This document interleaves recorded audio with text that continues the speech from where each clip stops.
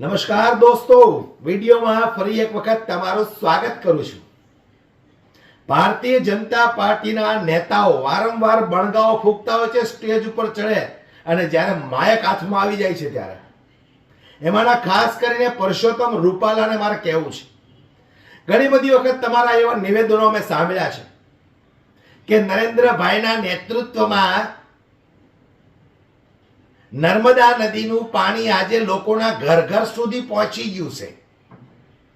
જેવો નળ ખોલે એવી નર્મદા નદીની પ્રસાદી આવે છે। આવા ઘણા બધા તમારા ફાંકાઓ અમે વારંવાર મંચ ઉપરથી સાંભળતા હોઈએ છીએ।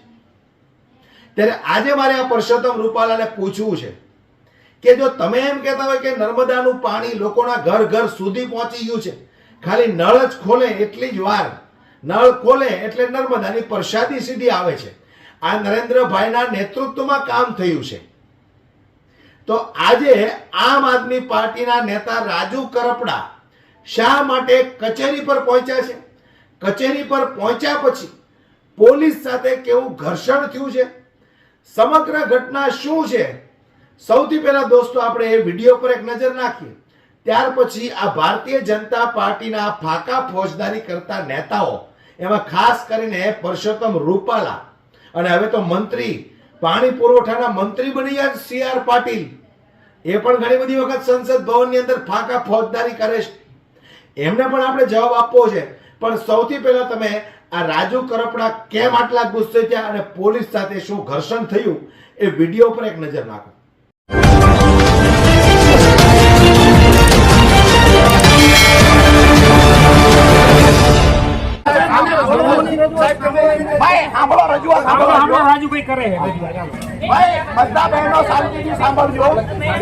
મહિલાઓનો અવાજ તો દબાવશો બેન, એ લોકો પાણી વિના તકલીફ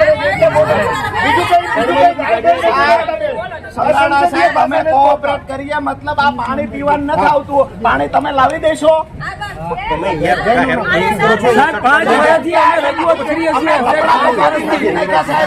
અધિકારીઓ નાગા થઈને નાચે છે ગરીબ લોકોની ઉપર, અધિકારીઓ ક્લાસ 1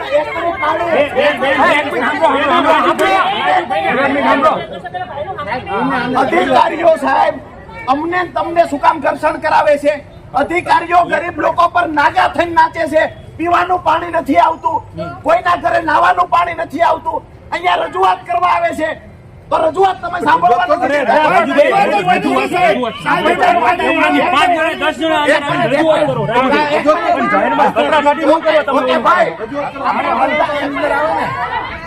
બોલાવ્યા છે, કોઈ ગંદકી નથી કરવી, બધું હાથમાં લઈ લો।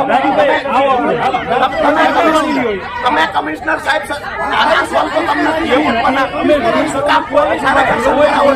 કપડા કાઢીને એવું કરે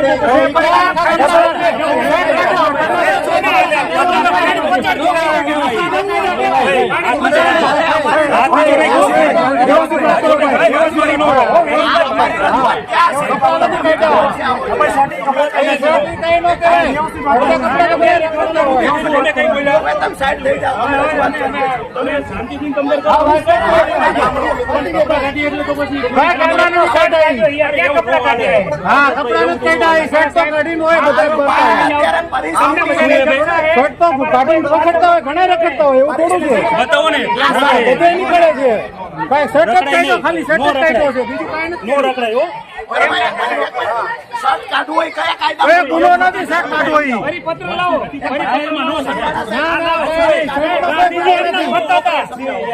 કાઢવો એમ નો નથી, અને કોર્ટમાં અંદર કરીને જાય છે યાર, રજૂઆત તો શર્ટ કાઢી કરી શકાય, નથી તમે શર્ટ કોઈએ કાઢ્યો એનો ગુનો ઉતારો આપણે વાત થઈ ગઈ, મળી લો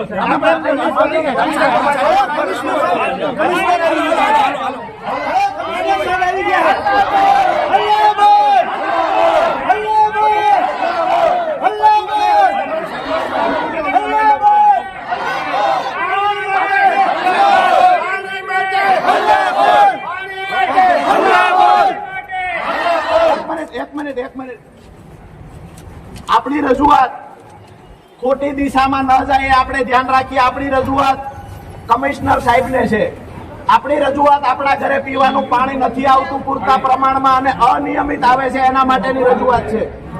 બરાબર છે. વિનંતી કરીએ છીએ પોલીસ પ્રશાસનને કે અમારી અને આ કમિશનર સાહેબની તંત્રની લડાઈ છે. અમે કોઈ બાજવા માટે નથી આવ્યા. અમે અમારી રજૂઆત કરવા આવ્યા છીએ કે અમારા બાળકોને સવારે સ્કૂલે મોકલવા હોય નાવાનું પાણી નથી મળતું. આ રજૂઆત કરવા આવ્યા છીએ. આપણો અને પોલીસનું ઘર્ષણ આપણે બિલકુલ કરવા ઈચ્છતા નથી. બરાબર છે. તો હવે મારે પરસોત્તમ રૂપાલાને કેવું છે, CR પાટીલને કેવું છે. સંસદ ભવનની અંદર તો બંનેની જોડી જ્યારે ભેગી થાય છે ત્યારે સંસદ ભવનની અંદર તો બહુ બરાડા પાડો છો.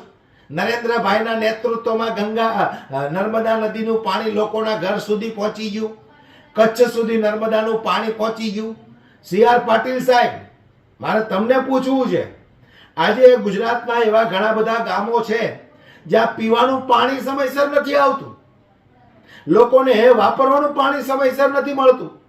તમે બણગા ફૂંકો છો સંસદ ભવનની અંદર, કારણ કે સંસદ ભવનની અંદર ખબર છે કે ગમે એવી ફાંકા ફોજદારી કરીએ ત્યાં દિલ્હીમાં બેઠેલા લોકો ગુજરાતમાં થોડો વિકાસ જોવા આવવાના છે, એટલે મન ભાવે ફાંકા ફોજદારી આ લોકો કરી નાખે છે, એટલે એમની ભક્તિ ચાલે.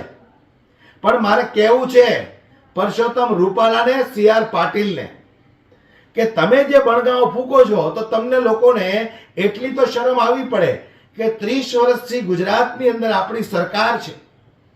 આજે પણ લોકોને પીવાના પાણીના અમુક ગામમાં ફાંફા પડી જાય છે.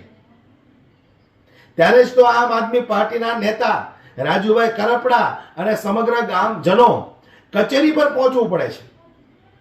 આ બધા દ્રશ્યો તમે જુઓ જ છો, તમને પણ ખબર છે. પણ તમને એક એવું ઘમંડ છે, એક એવું અભિમાન છે કે અમારી સરકાર છે, લોકો એટલા ગુલામ બની ગયા છે, અમે જનતાને ગમે એટલા હેરાન કરશું, પરેશાન કરશું, ગમે એટલા ગુલામ બનાવીને રાખશું, તો પણ જનતા કમળનું બટન જ દબાવવાની છે. આ એક તમારો ઈગો છે, તમારું ઘમંડ છે, તમારું અભિમાન છે. પણ જ્યારે જનતા જાગૃત થશે ત્યારે તમારું કમળ વળી પાછું કાદવમાં વહી જશે. જે રીતે જનતા હેરાન થાય છે પાણી માટે, ને આ લોકો સંસદ ભવનની અંદર ફાંકા ફોજદારી કરે છે. શરમ આવે છે કે નહીં તમને? લોકોને મૂર્ખ બનાવો છો. નર્મદા નદીનું પાણી લોકોના ઘર સુધી પહોંચી ગયું. નળ ખોલો એટલે પ્રસાદી આવે. ફાંકા ફોજદારી કરવી હોય ત્યારે તો પરસોત્તમ રૂપાલાને બહુ મજા આવે, પણ એક વખત કામ કરીને બતાવો તો ખબર પડે. હાલ વિડીયોમાં દોસ્તો આટલું જ. આ વિડીયો તમને કેવો લાગ્યો મને કોમેન્ટ બોક્સમાં જરૂરથી જણાવજો, અને વિડીયોને વધુમાં વધુ શેર કરી દરેક લોકો સુધી પહોંચાડો અને ભારતીય જનતા પાર્ટીની પોલને ખુલ્લી પાડો. જય હિન્દ.